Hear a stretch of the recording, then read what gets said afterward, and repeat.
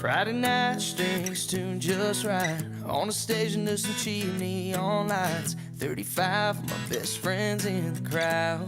I'm at that town pump that I was playing when I was just 19. My friends couldn't get in. Sure as hell no, we were sneaking through the back door. I've played 46 out of the 50 states for the last 10 years, just trying to find my way. Every time I leave, I just wanna come back home. California grown. Yeah, we spend our weekdays dirt on our hands. Weekends are toes in the sand. Shooting whiskey on a Friday night. Saturday we're sipping margaritas in the daylight. Sunday when the service ends, hop in the truck, pull the boat on the hill. Pulling Tracy over 6 foot waves. Spending every summer out there on Clear Lake. Just me and the boys doing all we know. Yeah, there's nothing quite like this place that I call home. I'm California grown. Yeah, yeah, California grown. Yeah, yeah, California grown. What is up, YouTube? Coming at you today with another video. This is the first episode in the real life series, and I cannot tell you how excited I am. It was filmed at the beautiful Clear Lake, California, the pinnacle of California bass fishing, maybe one of the top lakes in the country. And a few words about this series. This is intended to be a break from the production side of things and focus more on the breakdown of where we were, what we did, and maybe some of our mistakes, what we would do better next time. So hopefully helps me learn a little bit, helps you learn a little bit in the process, and at the end of the day we'll all become better fishermen. That's really all it is. So yeah, I hope you enjoy it.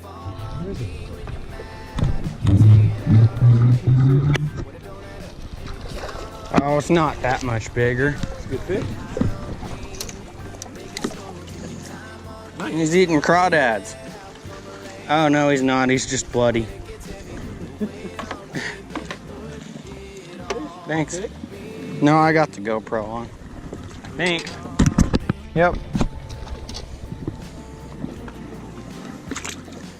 So here I was drop shotting a Reaction Innovations Little Dipper swim bait in the sexy shad pattern. Since if you notice, the water is neon green almost since the algae is blooming. This color made it easier for the fish to locate.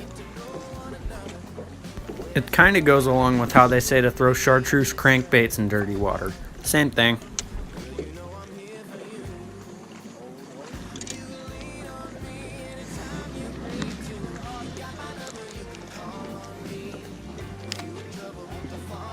Big guy?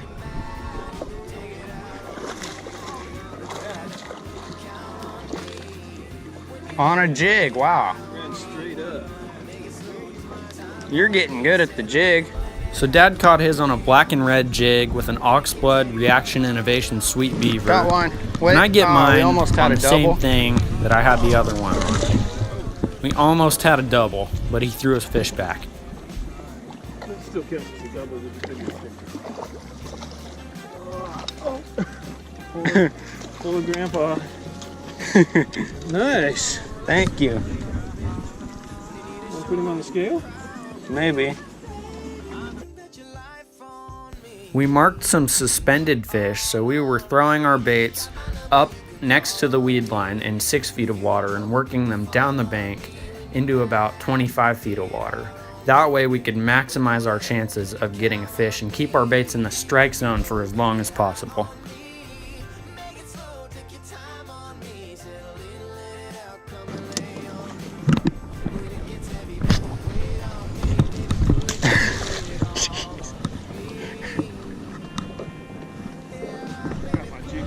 Uh-oh. We surprisingly didn't get stuck that much for the kind of structure we were working. Excuse you.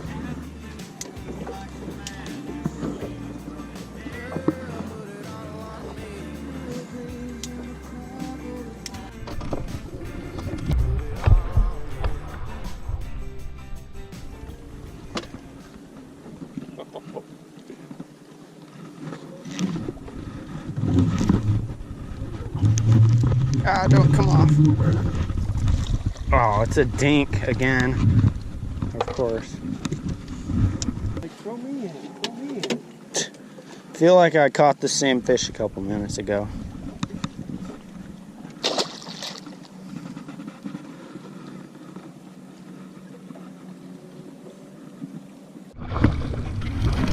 Get in here, buddy. I know. What? He broke my rod.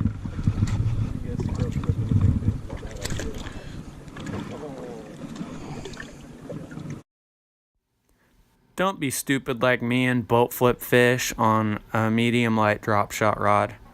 It's not the way to do it. Get the net.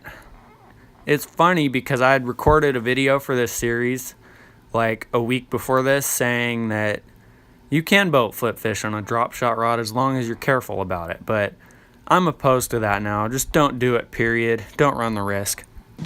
Man.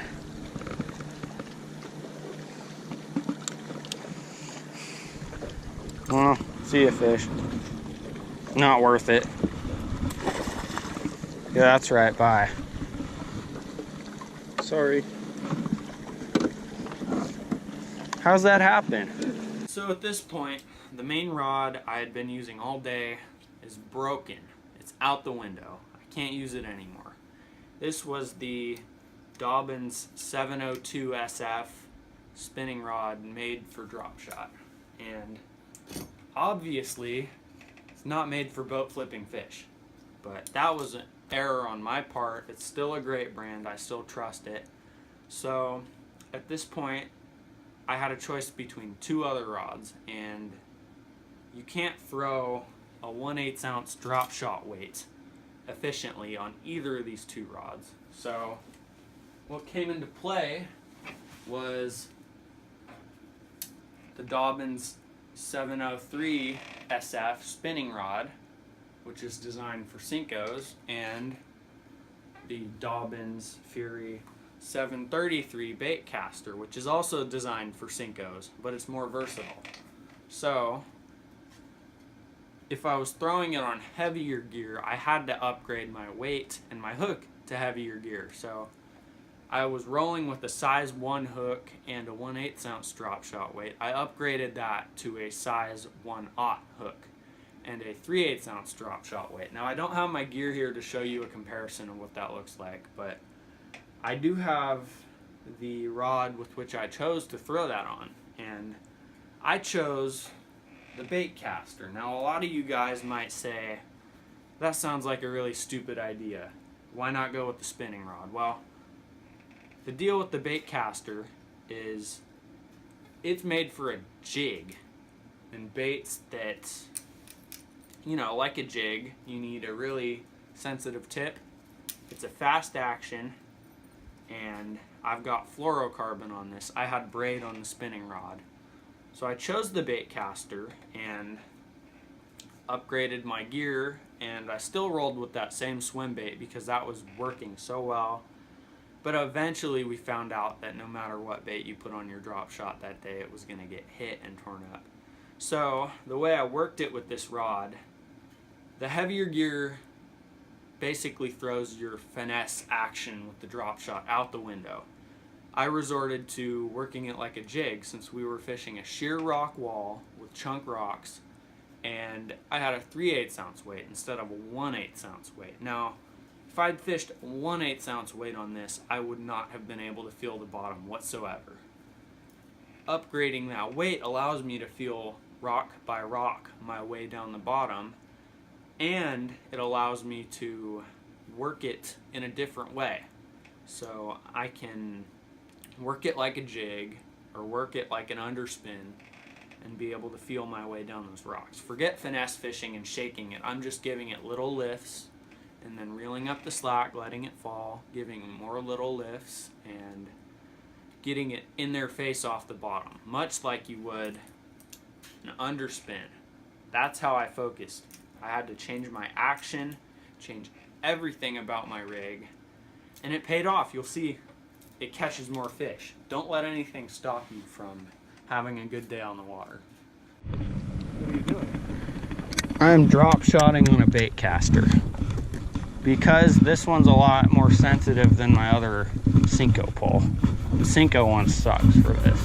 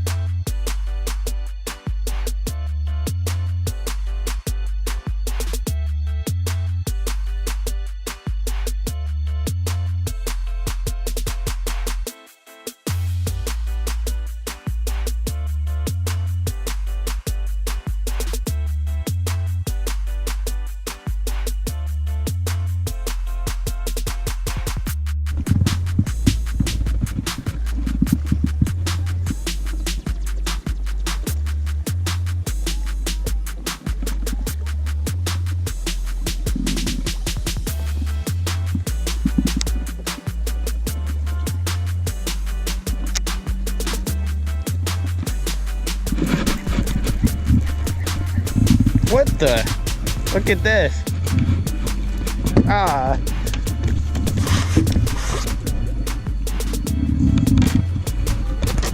That's what you get drop shotting on a bait caster.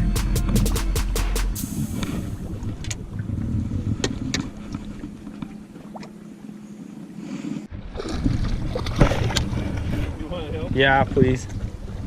I'm not making the same mistake twice. We don't have a bass boat, so Can't thank flip you. him up on the deck. no. Jeez. Open up, jerk. Thank you.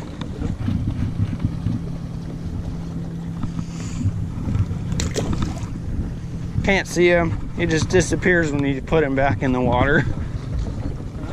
Can't see him when he goes back in the water. He just disappears. So you saved my weight? Yeah. Cool. At the same spot. Thank you. Purple Kitech. It don't matter what you throw. Was it big? Dad lost an 8-pounder up a creek. And we did run into some fish up there, but it was also really shallow and really gunky, so we ran into some blue-green algae too. The fish weren't as good, but we stayed there for a while just to explore, and our best spots seemed to be the steepest, rockiest points we could find. Most of the fish were chasing schooling bait along the chunk rock banks that were 30 plus feet deep, and that's pretty deep for Clear Lake. And our top baits were not very big fish baits, but they were drop shot with the swim bait and Cincos, so we weren't really targeting anything huge. We threw a lot of big fish baits and they just didn't work well for us. We didn't get anything on them. And topwater kind of sucked too. So that's the report. I'll link everything below in the description. Thanks for watching.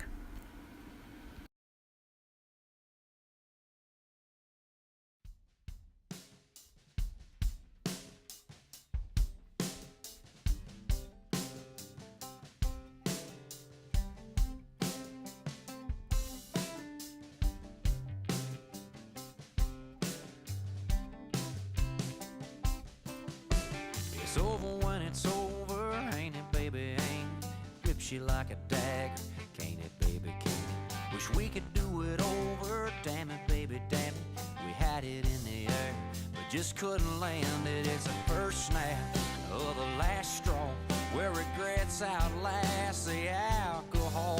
It's a cold sweat